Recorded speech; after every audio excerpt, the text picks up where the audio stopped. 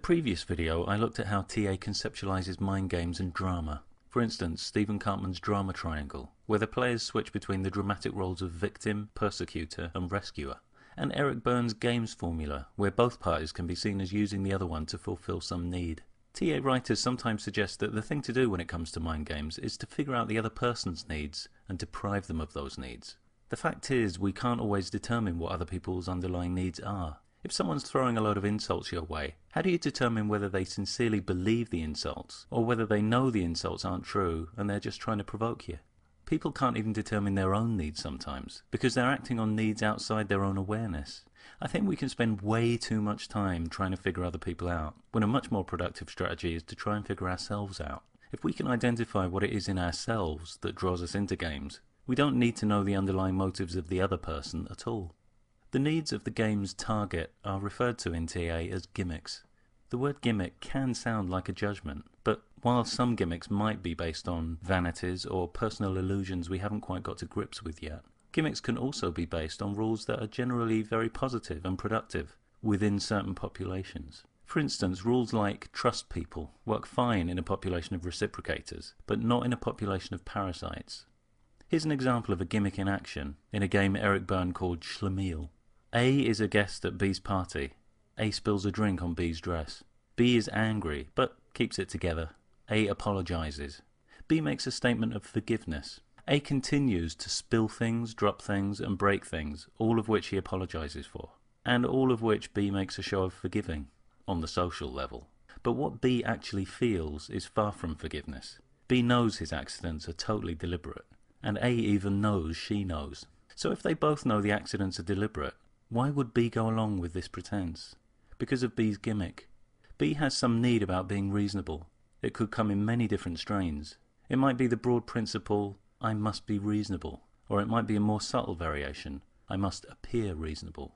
It might be a conditional rule, like, I must appear reasonable if the other person appears reasonable. One particularly potent variation is this one. I will appear reasonable to show you I'm better than you. B's no longer merely keeping her own behaviour in check here. She's now out to prove something against A. The more damage A does, the more chances B gets to show she's superior. If we take another look at Berne's game of why don't you yes but, mentioned in the last video, where A states some problem, B offers a string of solutions, but A finds a flaw in each one of B's ideas, we can see similar variations are possible. Here, B has some need about being helpful. It might be the broad principle, I must be helpful, or I must appear helpful, or other such variations. But something that will really pull B in is this one. I can make you feel grateful for helping you. This is potentially a very strong hook, because it really locks into the other person, who in turn can take the laid-back psychological stance of, go on then. Sometimes we can be so engulfed in a need that we don't realise it's us that starts the games. We can think we're responding to games when we're actually instigating them. B remarks that A looks a little subdued. A says she's feeling a little down about something, but she's okay. B, with his overweening desire to help, offers a string of suggestions of things they might do to lift A's spirits. A rejects each one. After a while, B thinks, A's just playing why don't you yes but. She just wants attention, and sucker that I am, there I go trying to help her. But A hasn't been playing why don't you yes but. A's taking responsibility for her own feelings and requires absolutely nothing from B. It's B who started the game with his own need for gratitude and uses the game to collect payoff feelings of unappreciated martyrdom. If we find ourselves playing a particular game or games, we can begin to identify our needs with some honest introspection. What are we really after in the game? What's our imagined ideal outcome? Are we seeking to gain something? Are we seeking to avoid something? Are we seeking to confirm some kind of status or image? What do we ultimately want to see happen to the other player? Answers to these will give us big clues to our gimmick. Some gimmicks have a less than obvious connection to the games they appeal to. The why don't you yes but game is ostensibly about help, but it can work on someone who's not that bothered about helping at all. For instance, someone who feels socially ill at ease and uses the streams of suggestions to fend off awkward silences. When we become aware of the precise nature of our gimmick in a particular game, we have a greater chance of unhooking from that game. Once we have an idea about what our gimmicks are, we can think our way out by questioning the flawed assumptions they contain, or we can act our way out, act against the need, and so take control of it, rather than have it controlled by others. Gimmicks can come in the form of rules or imperatives like the ones already mentioned. The universal style of these rules is a clue to the problems they tend to set up. Should we always be that particular thing? If it's our goal to hold ourselves to expectations like this, not only will we constantly disappoint ourselves, but chances are people will eventually come along who take advantage of these unrealistic self-expectations and use them against us in the games they play.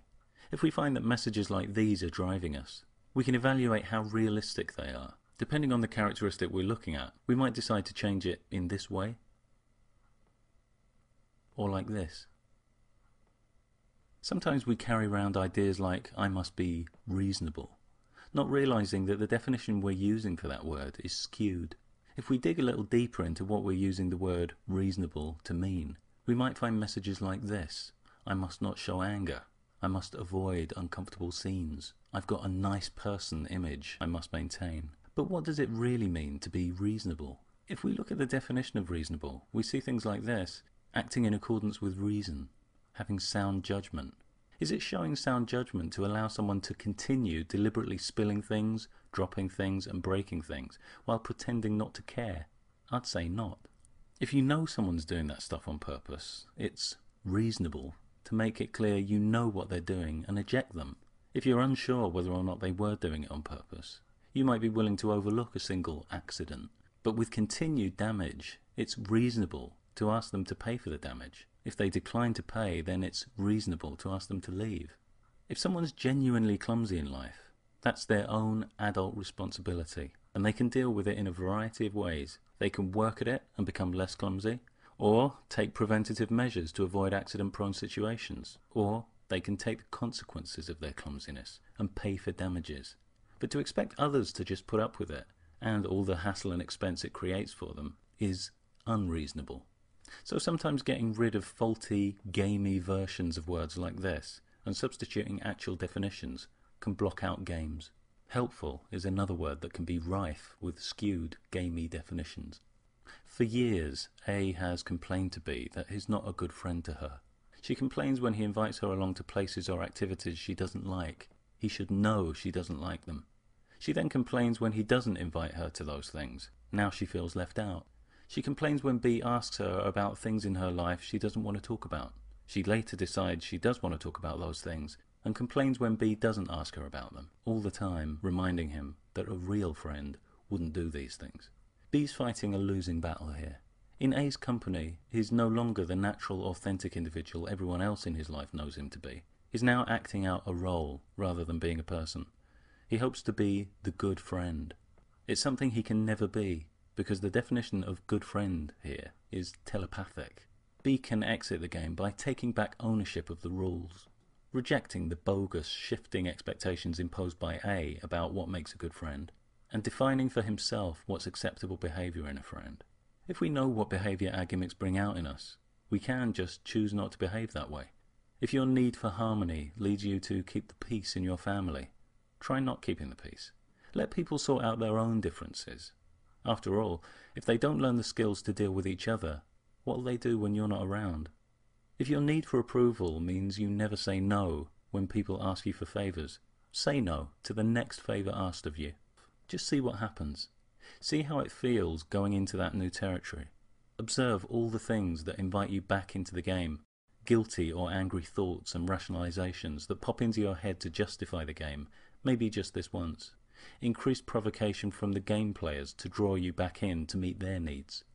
Notice all of that and still refuse to get involved. Experience that disharmony, that disapproval, and realize that while those things might feel uncomfortable, they're not in fact unbearable. There might even be a sense of liberation from years of slavery to that need. We don't have to figure game players out to extract ourselves from time-consuming mind games. With a little introspection, we can figure out our own needs. With a little reasoning, we can then question the premises of those needs. And with a little curiosity, we can see what it's like to try something different.